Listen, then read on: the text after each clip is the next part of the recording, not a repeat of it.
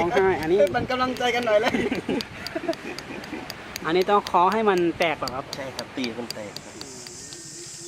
มาสุภาพมาสูงพี่น้องครับลูกก็ขนาดเมื่อเดี๋ยวตีอ่อนขึ้นกว่านี้ด้วยกล้องมูเหนือลอยนะครับพี่น้องตามพื้นก็สูงนะครับมาเต็มมุมเป็นยังไงมาฝากด้วยจอบนะครับพี่น้องมาโอ้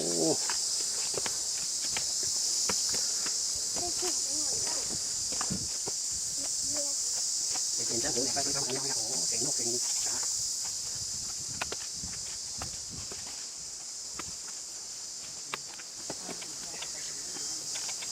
นะครับพี่น้องโอ้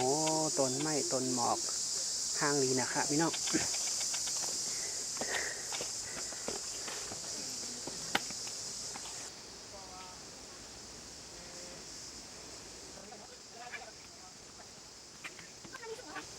มาหลีจ้องหันมึงเนาะมาหลีจ้องกันพาไหนมาถ่ายพูดขนาดนี้อะไรเป็นไรเจ๊ขนาดนั้นอ่ะเด้จ้องหนอ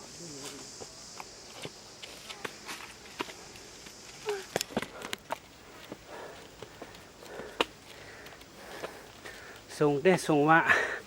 จันเด้จันว่าครับพี่น้อง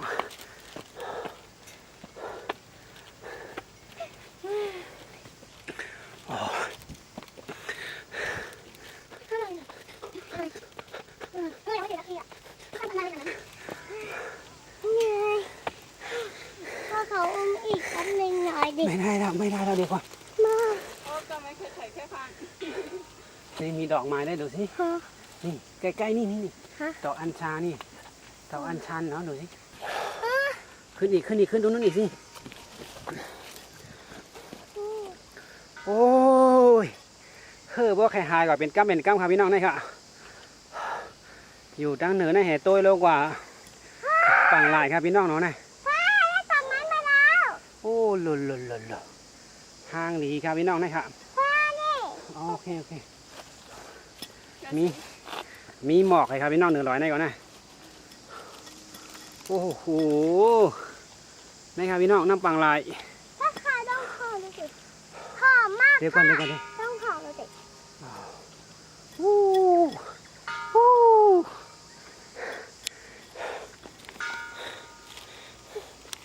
เสิร์ฟคืนแทงครับพี่น้องก็ไม้ก็ไม้โอ้เนี่ยมันมีต้องดอกจริงๆ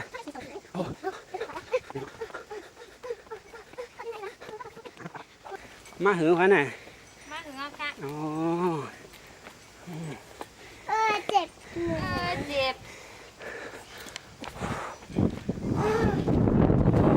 ลุกมาส่งค่า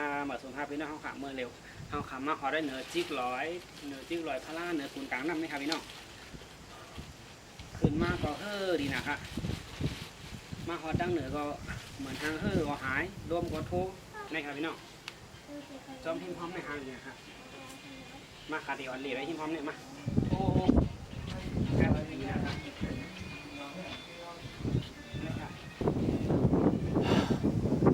มีกระเจี๊ยบลีครับพี่น้องมาครับพี่น้องตีไทยนี้อะไรหันหอมพอพาพี่น้องมาตีเท้าคำว่าอยู่เนี่ยมันเป็นกลางฝั่งลายครับเนาะคุณฝั่งลายครับพี่น้องนะครับตั้งแต่เราเป็นน้ำครับเนาะตั้งเตอร์เนี่ยเดี๋ยวเป็นฝั่งลายครับพี่น้องเนาะนะครับเขาคำว่าอยู่ไว้เหนือคุณเล็กๆเนาะเพื่อนร้องไห้อันนี้มันกำลังใจกันหน่อยเลยอันนี้ต้องเคาะให้มันแตกเหรอครับใช่ครับตีมันแตกมาก่อนเพื่อนเลยนะโดนก่อนเพื่อนเลย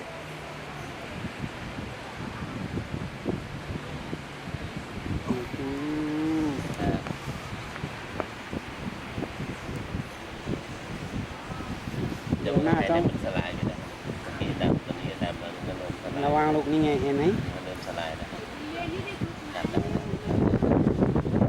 ใช้ยังปวดแต่ปวดนิดหน่อยไม่เป็นไร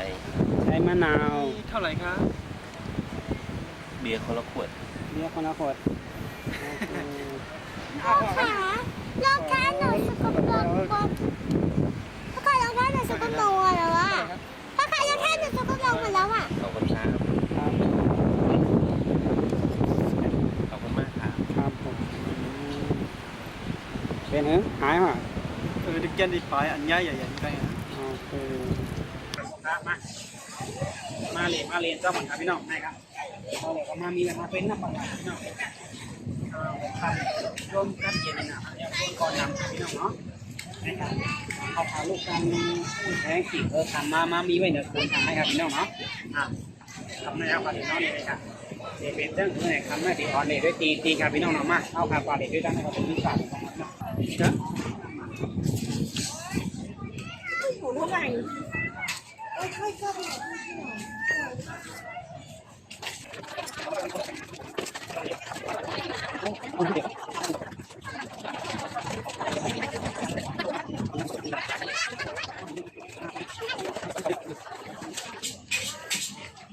มาที่เตาเนี่ยครับ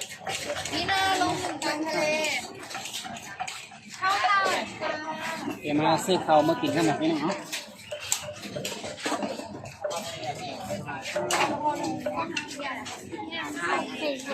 ถุงละ10 บาทบีเป็นไงยังบี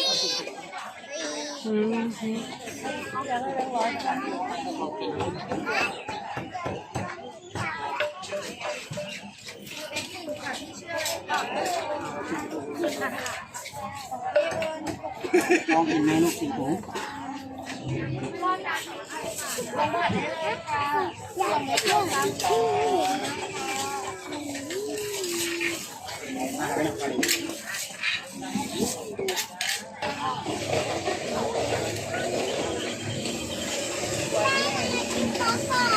กินอะไรมาซื้ออะไรบ้างเอาอะไรลูกอะไรอันนี้เนาะจะกินหมดไหมลูกอันใหญ่เอาอันนี้ใหญ่ครับผมđây có này đó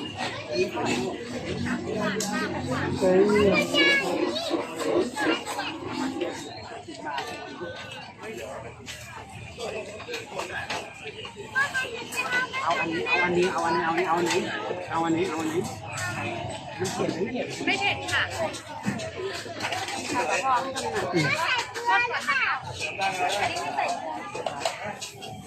สู้การกินกันนอกครับนอก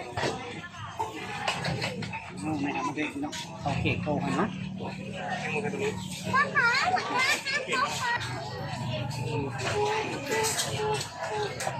แรกครับพี่น้องมากินได้กี่บาท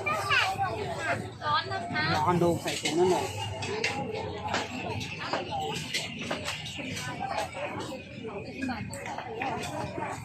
ให้ยกกล้องให้ยกโชว์กล้องหน่อยเรา